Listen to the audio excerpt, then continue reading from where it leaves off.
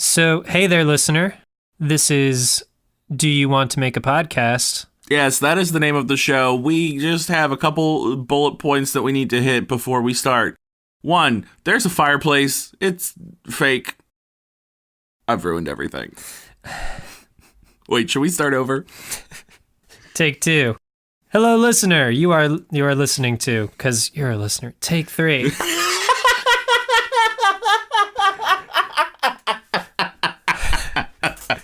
This is... Wait, we should establish, what we want to talk about. What are the bullet points we need to hit here? I got it. Okay, so we tell them that the show is called Do You Want to Make a Podcast?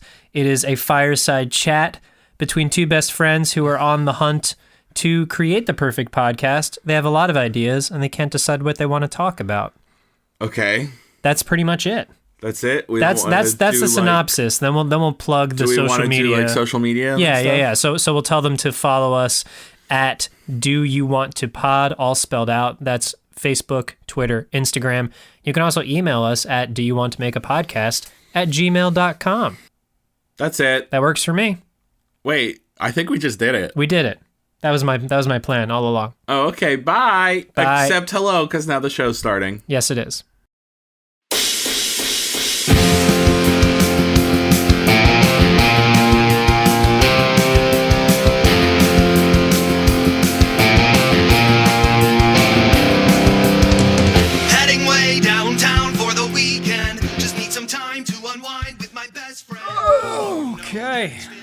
Okay, I guess I have to stop reading this. You don't have to stop. I could just talk for 30 minutes. Okay. Well, here we are. I'm Joe Godley, and he's Jim Bloss.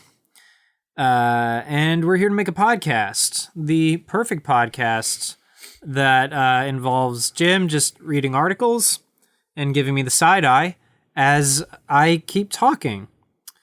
There's been a lot on my mind recently about cutouts of sports people's heads, and I think that when a baseball person is on the baseball place and they're playing the baseball and they just see that their heads are swimming around in the sea of people, that they feel a wide range of emotions. The first one is, oh hey, that's cool, and the second one is, do I really look like that? And the third one is, oh man, why does I look like I have a double chin? That's not a flattering image. And the fourth one is a rush of extreme pain as I get hit in the head with a baseball because they were not playing the baseball game very well because they were staring at themselves in the sea of people. And I got a lot of other thoughts as well as Jim continues to read his article. The first thought is, what is that article that Jim's reading? The second one is, it must be pretty important to be getting in the way of this groundbreaking work that we do each and every week. The third one is, staring at the cell phone screen hurts my eyes, but also I can't stop staring at the cell phone screen even though I know it's harmful to me. And each and every week, my iPhone is like, hey, Joe, your screen time went up. And I was like, oh no, we want those numbers to come down. I'm the worst. How do I fix this? And then I start researching ways to decrease my screen time. But the paradox is that I use my screen to do that very research. And then day turns to night. I look back on all the time I wasted during the day. And I cry myself to sleep. I have to tell you something. Oh, hi, Jim. I can't read while you're talking. Oh, okay. I'll try to. I'll just whisper. I can't work like this. Yeah. I can't do it. Oh, is that what you call it? You've been working this whole time. Yes, I've been doing extreme research. Uh-huh. Well, please share with the class, James. What have you found? I have found that they've actually outlawed big giant heads at baseball games. Oh, good. That was the article I was reading. And then I read another article about whatever the other thing you talked about was. Screen time. Screen time and anxiety. Mm-hmm. And what did you find? It's bad. Yeah. Yes, it is. But also, it's not as bad as people say. Everybody just needs to chill. Yeah, I can't disagree with wanting to chill. I also can't disagree because we try to be supportive and accept each other's offerings on this podcast. So that works in your favor. Oh, sorry, he's back to reading an article. Okay, so recently I've just been wondering, like, why is it always Princess Zelda, right? Like, why she, rather when she turned into Sheik, how progressive that was at the time to cast away the princessly robes of royalty and feminine norms and transform yourself into a badass ninja. Video games have really been telling us all for years what we've been trying to get across to the folks in power, which is just let people throw ninja stars at their problems and each other, and everything will work itself out in the end. You know, because I don't think that's the lesson to take from that. Wait. Oh, sorry. The lesson to take from your article? Are you're referring to? That's I don't think that's the lesson to take from anything. Is throw ninja stars at it. Respectfully, I must disagree. Are you assuming that one throws the ninja star well with deadly accuracy? Because if thrown poorly, a ninja star isn't going to do any damage to anybody because it'll miss. That's what I was trying to say. Is like to throw a ninja star right in such a way that harms another person. You need to put a lot of time and practice into that skill. And I think that if somebody were to go through that process, they'd be like, you know what? This isn't worth it. This is going to take so much of my time. So much easier for me. I don't think it's nearly as hard to throw a ninja star as you seem to think it is. With the accuracy to kill, absolutely. Takes like a headshot. Like to the temple. Takes a temple shot. They cut pretty deep.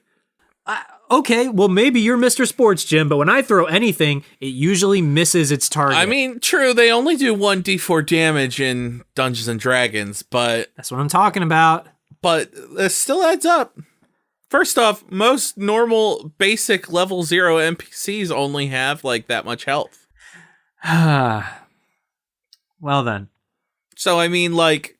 Maybe I should read up on this. Maybe I'll take a turn to read some articles on the length of time it takes to master ninja star throwing. Okay. Here we go. Nice. Okay. Well, let me tell you about the ninja star. The ninja star was, and why it's dangerous. It's got at least 4 pointy edges. That's 3 more pointy edges than a regular knife. That is a lot of pointy edges. Now, let me tell you about pointy edges. They're sharp. And if thrown with any force, they can end up inside you. Assuming they reach their target. Sorry, I know I'm supposed to be reading an article. I don't think you realize that like the amount of surface area on a person is like a lot. Like I don't think that you would throw these ninja stars from like a distance. Be like up close and personal, and you throw the ninja star and they end up inside the person stabbed. And that's sad, and it hurts, and then the wound gets infected. And let me tell you something about infected wounds. They kill you, or cause loss of limb, or other unfortunate complications that can lead to death. And now we're in a bit of a dark space, so let's go to the light. Let's talk about the sun. Now, the sun is a giant ball of light that's in the sky. And sometimes it's very hot, but in the winter it actually gets cold. And it says, and it like, because it's taking a break. It's in hibernation mode. I don't know if you know that about the sun, but the sun does hibernate. But the cool thing about the sun is so powerful that even when it hibernates, it still gives off a little bit of heat, but it's like cold heat. You know what I mean? Are you talking to me? And it still shines a bright light, the sun, even when it's in hibernation mode. Uh-huh. Yeah. Okay, I gotta put my phone down because these are all true sun facts. I'm just still getting over this phrase. The cool thing about the sun, like that's fun. I know you didn't mean for that to be funny, but that was funny. Thank you. I'm full of don't unintentional puns. Don't let it go to your head. I'm full. You're full of it. Yes, that's very good. We got there. There are other types of suns. Like children's sons. There's Sun Tzu, who wrote The Art of War. That's really probably it. That's it. There's Sunny I wonder- Delight. have you Sunny ever- Delight? Sunny Delight. Sunny D. Have you ever thought about what would happen if you apply sunblock and then tried to get into battle with Sun Tzu? If he would just like not be able to land a single blow because you're wearing sunblock? You can certainly try that. I think I will. Maybe give him a ninja star. Okay, I'm gonna. The nice thing is that he's been dead for 2,000 years, so he definitely won't hate you. I'm going to teleport back. Well, first I'm gonna take this sunblock with me. Okay. I'm gonna teleport back, and then I'll return with the findings. This is very, very on brand. I don't want to spoil any major movies out there right now, but time travel. Okay, here we go. So Terry Gross. Oh, Okay, I'm back. Jim, How'd it go? Well, you. oh my God, you Joe! Notice that half of me is now robotic. Oh, okay. And that's because sunblock Didn't work. Well, it worked better than expected. Oh, okay. It blocked damn near everything. It blocked incoming arrows. It blocked swords and all this stuff. But like, I'm trying to get to a place where I describe how like the rest of my body aged and the other half did not, because I only applied sunblock on one side of myself before Sun Tzu attacked me. And then what happened was that when I actually teleported back a few times to say hello to you, but because of the SPF lotion on my body, it had this weird frictiony effect in the time river, and so by the time I came back to you, parts of me were like they were just like very charred. So then I started teleporting into the future. I found my great granddaughter, and she's a cyber surgeon, which is fucking dope. Got it. Yeah. Proud of you, Lisa. And she gave me half of a new body. So half of me is a robot boy now. Wow, you're like the cyborg. Yeah, kind of. Well, I mean, you are a cyborg. Booyah. Teen Titans Go. Booyah. Teen Titans Go But, the movies. It's funny. Yeah, I'm not going to watch that one. But the things that of all the robot gadgets, I love this toothpick feature. Like, I never, like, it's great because I don't need to, like, I can also, like, engage floss mode. And Floss all the mode. stuff that's stuck in between my teeth, just, like a piece of chicken that I got back there, Uh-huh. gone. Uh-huh. It's great. Hey, do you want to make a podcast now that you've aged or whatever? Yeah.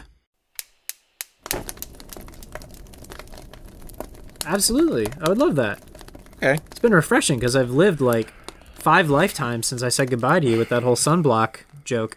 Yeah, maybe you'll have a better joke now. Yeah, I've made about every joke that will ever exist. You've made everyone. But across a bunch of different timelines. Okay, do you have any for me? Knock knock. Who's there? Sun. Sun who? Sun Tzu. Oh! That's easily my God. favorite. That's your favorite? That's my favorite. Okay. Mm-hmm. All right. Well, that's you know what? That's super duper. Oh, but I forgot. The whole backwards trip in time was to answer your question. There's a lot of people out there who are bad at throwing ninja stars. Uh-huh. It just usually like goes like 2 feet in front of them and then into the ground. So all this to say that the point I was trying to make at the beginning was that if people were left to their own devices to throw ninja stars at their problems, they would realize what a daunting task it was. Are they throwing them overhand? Oh, I'll never make this point, will I? Are they throwing them overhand? Is that what you're trying to say? Some do, yeah. No, that's wrong. All you need to do is tell somebody to throw. It's like a frisbee. You throw it like a frisbee. There's no wrong. Flick of the wrist. If you look at the Google in that article I pulled up, it says there's no wrong way to throw a ninja star. There's no wrong way to throw anything, but there's a more effective way. The point I was trying to make was when they realize what a daunting task it is, they are resigned to non-violence because they're like, you know what? It's not worth it. Nothing is How long worth- did it take you to learn how to throw a frisbee? I'm still bad at throwing frisbees, Jim. I've gone across eons to just go to the prime frisbee throwing conditions, these wide open fields, and I just am not. I'm not a sports boy, no matter how hard I try. I have an idea for a podcast. Yeah, what's that? It's called The Splurge. It's It's like The Purge. So once a year, everyone is given a lot of money to go spend Yes. for 24 hours. Yes. Okay. Or like everything is free. Okay, so it's like Black Friday, but without monetary restriction. Yes. God, that's terrifying. And I think like more death results in that than the actual purge. I don't know. The actual purge seems pretty terrible. Yeah, but you got a bunch of people like climbing into an Apple store, like clawing over each other. That's in the true. splurge. It could be. Well, I think corporations would find an effective way to distribute their products during the splurge. I feel like that would be the splurge is when Amazon gets one giant step closer to world domination because everyone heavily relies on Amazon during the splurge. Yeah.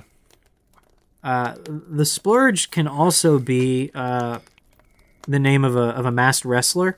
This person is rather large, and everyone they wrestle against is reduced to a puddle, and it makes a sound of like when they squash him. That's more of a splat. That's the rival to the splurge. The splat versus the splurge. Yep. Okay.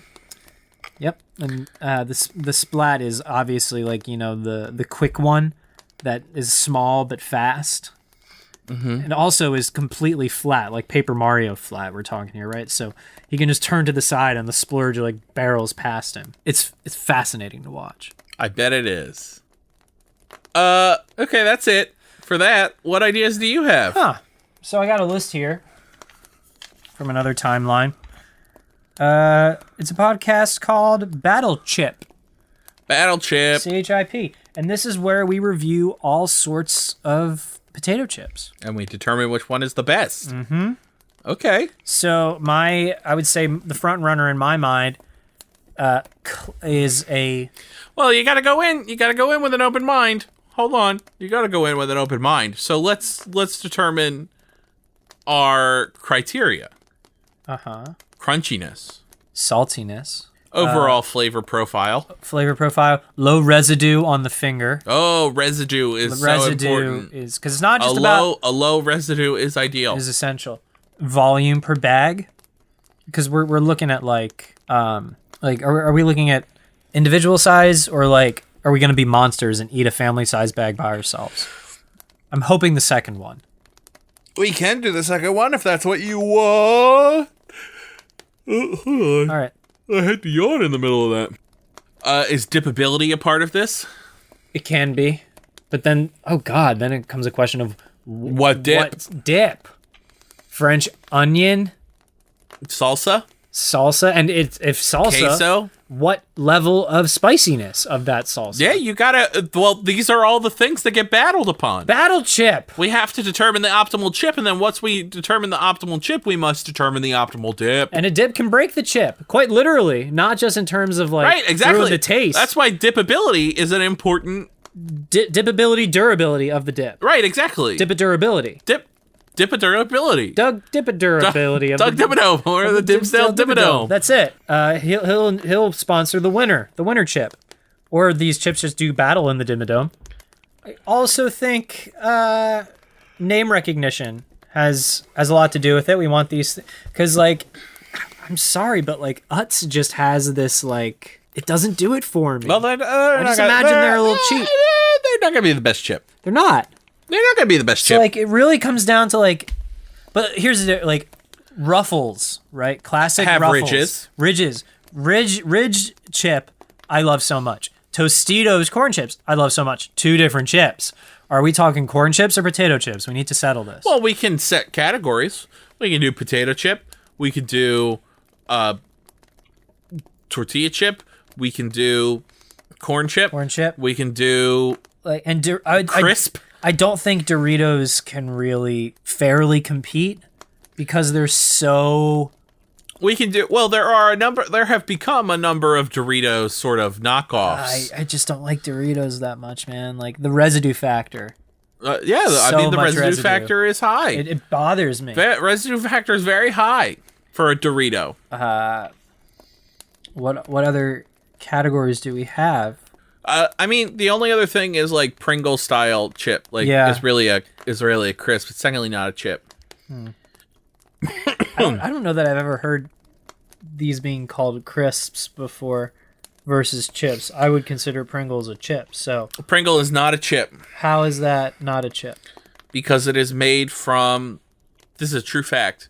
It can't be considered a chip because it's not just made from sliced potato. Like they grind it up and like make it from like potato like byproduct almost. Oh. So it's like one of those gross things where it's like made with real beef, but they don't tell you what part of the cow Yeah. goes into the sludge. So Pringles are made from potato sludge? I mean, I don't. It's not quite that gross. Gross. Oh. Trying to determine if I can. I'm just trying to look at the actual container and see if they say what they are. I forget. It doesn't matter. Is this still our second episode of the day? Yes. Yes. I forgot. Did you think we were still on the first one? We were talking about Pringles. Oh, Battle Chip. That's right. That's what it was. Battle chip. Could also be we also could review computer chips. This could be a tech podcast. I don't know much about them, but I do know that Pringles has been trying to get into the computer chip game for quite some time now. Yes. They try to put that little mascot's face on the chip itself, Yes. and when the computer runs it, it has like a sort of like crunchy, crackly sound to it. But it plays games back very well. That's good. Isn't it crazy? It's so crazy. I just wasn't totally listening to everything you said, so that never happens. Yeah. But Pringles, yes, I have heard that Pringles are trying to break into the tech industry. I think all chips are trying to go that route. Like so is Frito-Lay. Yeah, all of the edible chips are now trying to get into the game. Because they're trying to expand their chip empire. And once you've created all the flavors, which, let's be real, the chip companies pretty much have done at this point.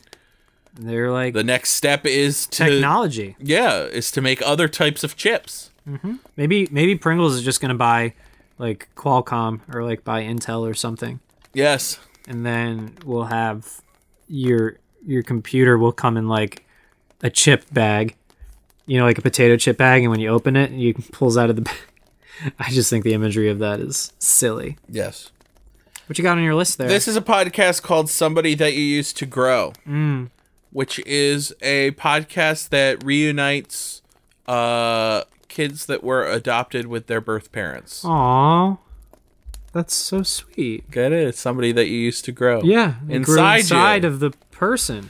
Yes. Wow, that's a very, very emotional task. Do the parents know they're getting reunited with these kids, or is it like... Yes, I mean, in order to be reunited, everyone must volunteer okay. as tribute. Everybody has to be open to it. There are waivers to sign and all that, obviously. But, so you know... This covers, like... Is this an interview style, or are we like doing some, like, odd, like, golf commentary? Like, and they're going in for the hug. They're tentative at first, but yes, and they've successfully hugged. And just kind of an interview post-mortem, pre-mortem, post-mortem. Interview style type deal, and then obviously we'll have the actual interaction recorded as well, and they'll say, "Hello, nice to meet you. I grew inside you." And I feel like it's just going to be a lot of the same thing. They're just going to be like, "Why?" And then I kept growing outside of you. Why did you not want me? Why did you not want to be around when I was growing outside of you? You know, it's going to... Well, I mean, there are a lot of reasons to do that. A lot of respectable reasons. And that's okay. And it's okay to want to touch base, both as the child and the adult, much later in life, if that's what you want. Some people don't want that, which is why we need to make sure that people volunteer for this. Yes. It's just a beautiful reunion. Somebody that you used to grow didn't have to... You didn't have to cut me out. Oof. The song takes on a whole new meaning. Or you can just keep the same lyrics. Make it like it never happened and that we weren't nothing. Yeah. Treat me like a stranger. Feels so... It's the same song. Yeah. Yeah. Yeesh. I need to stop making such brilliant pun ideas. That's beautiful. Because it just hits so hard in the heart. People will cry at that, though. People will cry at that. That would be like some shit that ABC does on there. And we will harvest the salt from their tears and make money somehow. Okay, don't be gross about it. Like, yes. Salt money. Yes, but you don't say that in the proposal. Well, you do say that in the proposal, but not the proposal. Hey there, sharks. We're Joe and Jim, and we have an idea. We're going to reunite long-lost children with their parents and harvest their tears. And Mr. Wonderful's going to be like, I love it. Yeah, harvesting tears. Now, what will you use those tears for? I was just going to just, like, make it called saltwater, like, taffy. Saltwater, like sea salt. So sad water taffy. Sad water taffy. Yep. Okay. That's it. Open a candy store. And, like, on every piece of candy will be a story about the tears that this candy was made from in the person's life. Oh, I like that. So you feel a real connection to the product. I like that a lot. Yeah. It's like, these are the Jasons. That's what people want. They want, like, familiarity in their products. Yeah. And for every piece of candy you buy, we'll make somebody cry. And then they can come back to the podcast and listen to the episode that created those tears. As seen on episode 4 of Somebody That You Used to Grow. I like that. Yep. It's a real tearjerker. I like that. That's fun. I know. That's fun. And, I mean, sure, it'll put us in a certain circle of hell, but we'll have led a successful pod empire. This might be it. This might be the perfect podcast. We just need to find a way to harvest tears. I'm just going to, like, hide underneath these people with a funnel. So, like, the tears. table that they meet at has like tear catching technology, and the tissues. Like, they have to give us their tissues when we're done. I'm also going to be we like, squeeze the tissues out and we get all the tears. I also could just go up to random people on the street with bags of chopped onions and harvest their tears. Chopped onions. Okay, so now that's not a personal. Now we can't attribute those tears to. Unless we lie. Yeah, no one's ever lied to make money before. This'll work out just fine. It's more fun to be honest about it, though. Especially when, like, they come and look at... Makes it exclusive, and then we can charge more for it. So those will be... So, okay. That's your top shelf tier of your sad water taffy. Then you have, like... Oh, your top shelf tier? That's what I'm saying. TEAR. Your top shelf tier. But also... Your top shelf tier. TEIR. Yes. And the That's bottom what I shelf, thought you were saying. The bottom shelf, kind of like your well drinks at a bar, are the ones that were sort of just like forcefully harvested via chopped onion. I see. Because we gotta, if this is like a thing where if you show people a spectrum of product, like you could get this sad water taffy, or you could get this other one. They'll be more likely to spend. That comes with a story and everything. Yes, they're more likely to spend the money on the more expensive one. I see. All thought out. I love it. I'm glad. I don't know if it's the one, though. It is a little exploitative. Maybe we come back next week and we think of more ideas. Maybe. That's always an option. I think that's a good idea. Yeah. Like us on Facebook. Just Facebook. Just Facebook. Nowhere else. Nowhere else. Instagram. Who needs it? Twitter. More like hit her. Ooh, don't do that. But don't abuse people of any gender. Twitter, more like bit her. Okay, we're gonna stop. Like a dog. We're gonna like stop. A dog did. We're gonna Put stop that dog now. Down. No, Twitter, more like. Hold on. Twitter. More like. Quitter. Don't be a quitter. Follow your dreams. Like and subscribe. We love you, Mom. Happy Mother's Day. 5 stars. Bye. Bye, Mom. I don't need your mile long bridge. Williamsburg is too expensive. Fuck the A train. Am I insane? No, I'm just never going back. Unless you force me to smoke crack. Or do